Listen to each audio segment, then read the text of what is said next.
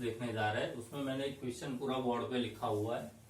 Rohit travels 300 kilometre to her home partly by train and partly by bus. यानी कि रोहित ने travels किया है 300 किलोमीटर उसके घर से, लेकिन वो जो ट्रैवलिंग किया है उसमें से कुछ किलोमीटर उसने बाय ट्रेन किया है और कुछ किलोमीटर बाय बस किया है। अब सी travels 4 hours, she takes 4 hours if she travels 60 kilometre by train. यानी कि 300 किलोमीटर में से 60 किलोमीटर उसने बाय ट्रेन कवर किया है। एंड द रिमेनिंग मीन्स बाकी जो बचता है वो, अब टोटल डिस्टेंस उसने 300 किलोमीटर का ट्रैवल्स किया था, उसमें से 60 किलोमीटर उसने बाय ट्रेन किया है। तो बाय बस का किलोमीटर हो जाएगा 300 minus 60, that means 240 kilometre. And the remaining by bus if she travels 100 kilometre by train. अब उसने 100 किलोमीटर बाय ट्रेन किया है, तो बाकी जो बचता है वो बाय बस से होगा। तो 300 में से 100 किलोमीटर निकाल देते तो 200 किलोमीटर हो जाएगा, और वो 200 किलोमीटर उसने बाय बस कवर किया है। तब वो सी टेक्स 10 मिनट्स लॉन्गर। तो पहले जो केस में था, पहले केस में टोटल 4 आवर्स लगते थे और उससे 10 मिनट उसे ज्यादा लगते हैं। तो हमें बोला गया है कि find the speed of the train and the bus by separately. अब हमें यहाँ पे इसे सॉल्व किस तरह से करना है वो देखते हैं। कि सबसे पहले तो उसने टोटल डिस्टेंस कवर किया है 300 किलोमीटर। तो टोटल डिस्टेंस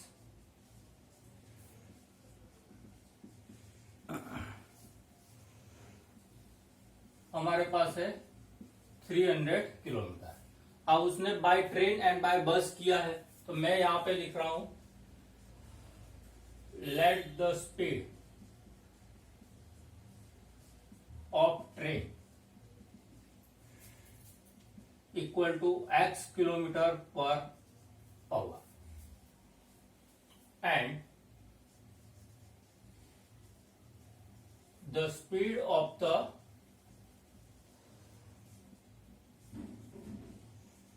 बस वो है y kilometre per our.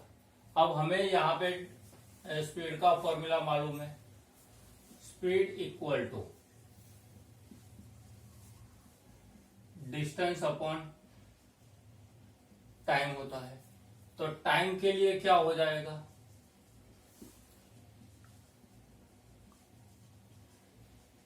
Distance upon speed हो जाएगा। अब हम केस नंबर 1 लेते हैं, जिसमें हमें बोला गया था कि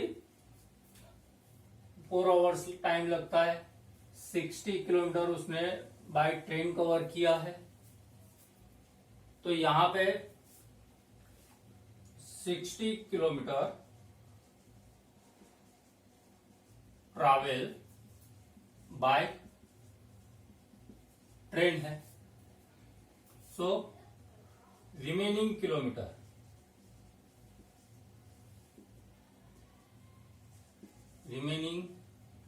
किलोमीटर्स कवर्ड बाय बस, तो वो हो जाएगा 300 माइनस 60, क्योंकि 60 किलोमीटर 300 में से 60 किलोमीटर तो उसने बाय ट्रेन कवर कर लिया है, तो बाकी बचता है 240 किलोमीटर्स। तो यहां पे हम ऐसा लिख सकते हैं कि time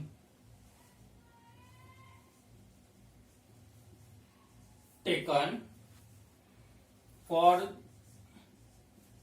journey by train equal to, ये जो फॉर्मूला है उसके हिसाब से करेंगे। अब ट्रेन में उसने कितना डिस्टेंस कवर किया है, 60 किलोमीटर। तो यहां पे हम लिखेंगे 60 अपॉन स्पीड, उसका क्या है x। अब यहां पे आप देखोगे ये जो है 60 है वो किलोमीटर में है, यहाँ पे किलोमीटर पर आवर में था, तो यहां पे हो जाएगा आपका 60 अपॉन x आवर। अब time taken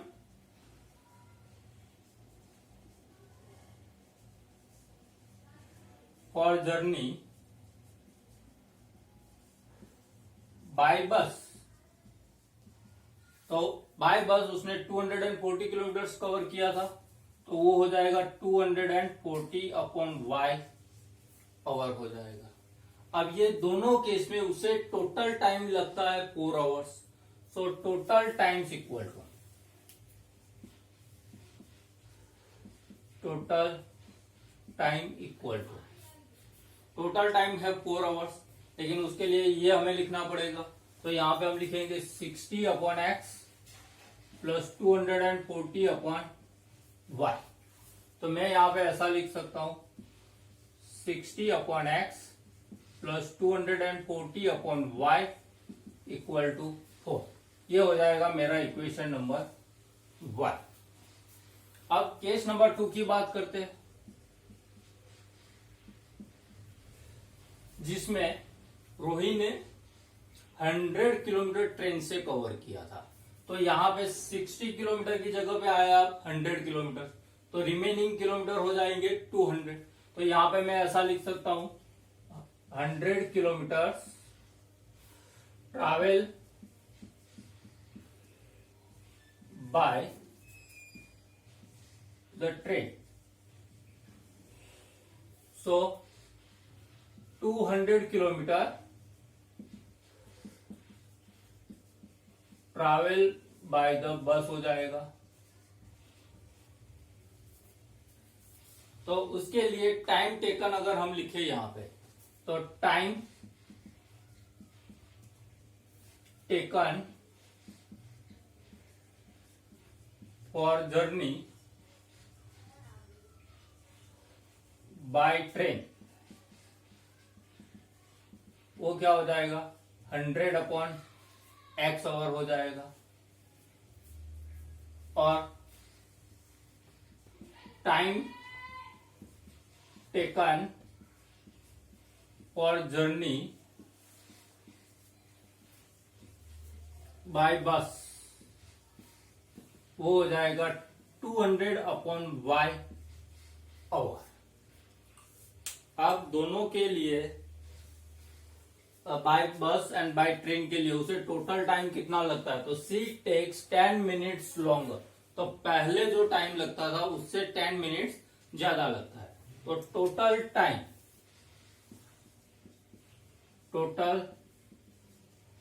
time equal to हम क्या लिखेंगे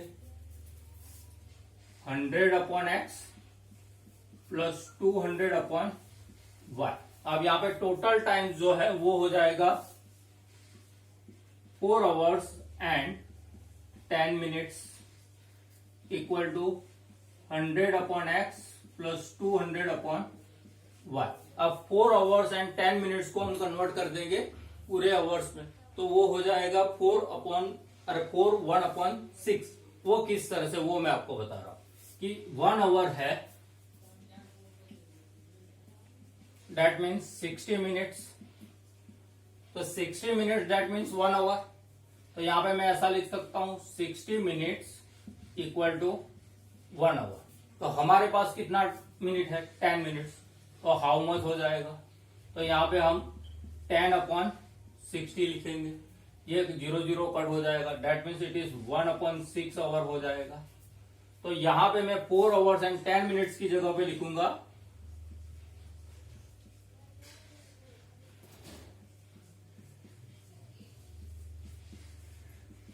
1 अपॉन 6, और ये हो जाएगा मेरा इक्वेशन नंबर 2।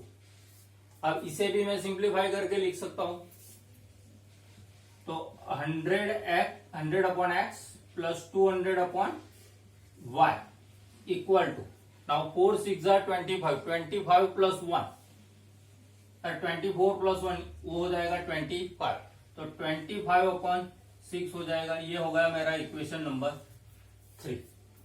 अब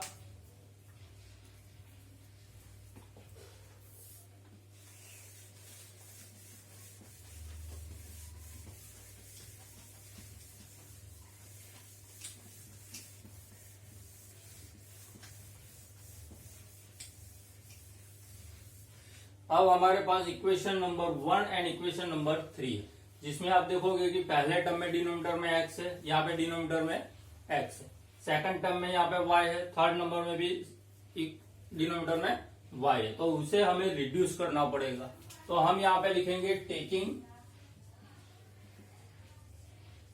1/x equal to a and 1/y equal to b। तो यहां पे मुझे इक्वेशन क्या मिलेगा? From equation 1 and 3 we get 60a plus 240b equal to 4। ये हो जाएगा equation number 4। Now from equation 3 it is 100a plus 200b equal to 25/6। अब ये 6 यहां पे मल्टीप्लाई होता है, तो मुझे यहां पे क्या मिलेगा? 6 in a bracket 100a plus 200b equal to 25। अब ये 6 यहां पे मल्टीप्लाई करेंगे तो मुझे मिलेगा 600a plus 1200b equal to 25। That is the equation number 5। अब हम देखते हैं इक्वेशन 4 एंड 5 के बारे में। तो इक्वेशन 4 में आप देखोगे कि पहले टर्म में आपके पास है 60a और दूसरे इक्वेशन में 600a है, तो मैं ये दोनों को रिमूव कर सकता हूं। तो उसके लिए मुझे पहले तो ये दोनों को सेम करना पड़ेगा। अब सेम करने के लिए मुझे क्या करना पड़ेगा कि इक्वेशन 4 जो है उसे मुझे 60 है और 600 लाना है, तो मुझे 10 से मल्टीप्लाई करना पड़ेगा। तो मैं यहां पे लिखता हूं मल्टीप्लाई इक्वेशन 4 बाय 10। तो इक्वेशन 4 को मुझे 10 से मल्टीप्लाई करना है, तो 10 in a bracket 60a plus 240b equal to 4 into 10। दोनों साइड पे मुझे मल्टीप्लाई करना है, तो यहां पे मुझे 600a मिल जाएगा प्लस 2400b मिल जाएगा इक्वल टू मुझे आंसर मिलेगा 40। ये हो जाएगा मेरा इक्वेशन नंबर 6।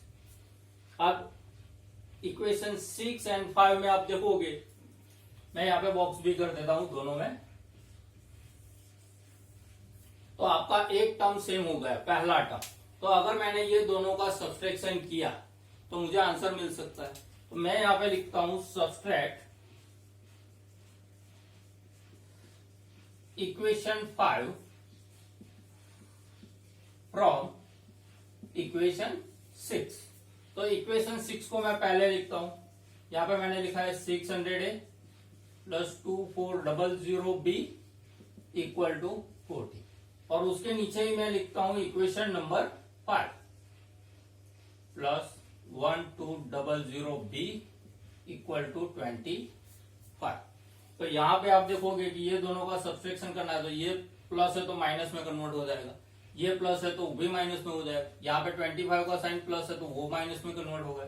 अब यहाँ पे प्लस एंड माइनस वो दोनों कट, 2400 में से 1200 मुझे सब्सट्रैक्ट करना है, तो मुझे मिलेगा 1200, और 40 में से मुझे 25 सब्सट्रैक्ट करना है, तो मुझे आंसर मिलता है 15।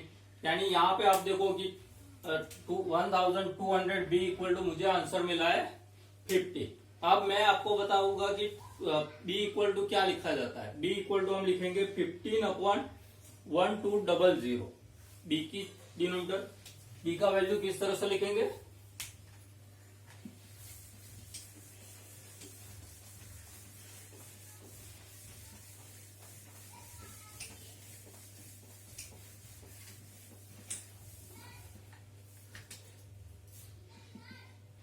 1200b इक्वल टू हमारे पास आंसर आया है 15। तो b इक्वल टू हम लिखेंगे 15/1200। अब 15 एक्सा होता है 120, तो यहां पे मुझे आंसर मिलेगा 1/80। अब ये b का वैल्यू मैंने इक्वेशन 4 में रख सकता हूं। तो मैं यहां पे लिखूंगा taking b equal to 1/80 in equation 4। अब इक्वेशन 4 क्या है, ये रहा 60a plus 240b equal to 4। अब यहाँ पे b की जगह पे मुझे लिखना है कि 1/80।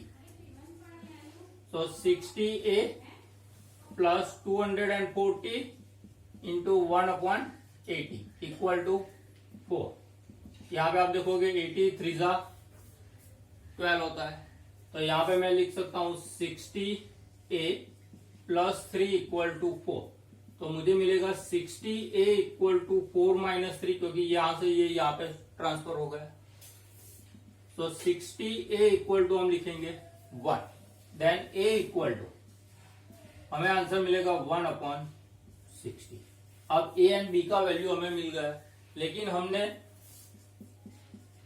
Now 1/x equal to a है हमारे पास, and 1/y equal to b है जो हमने लिया था। तो यहां पे मैं ऐसा लिख सकता हूं कि 1/x equal to 1/60 and 1/y equal to 1/80। तो यहाँ पे क्रॉस मल्टीप्लीकेशन करेंगे तो x इंटू 1 करेंगे तो हमें आंसर मिलेगा x, 60 इंटू 1 करेंगे तो हमें आंसर मिलेगा 60, एंड y का 1 के साथ मल्टीप्लीकेशन किया y मिला, 80 का 1 के साथ मल्टीप्लीकेशन किया तो 80 मिला। तो x एंड y जो था वो तो स्पीड थी, किसकी, x किसके लिए लिया था, ट्रेन के लिए, और y किसके लिए लिया था, बस के लिए। तो यहाँ पे हो गया x किलोमीटर पर आवर, वो ट्रेन का स्पीड हो गया, y equal to 80 kilometre per hour, वो आपका बस का स्पीड हो गया।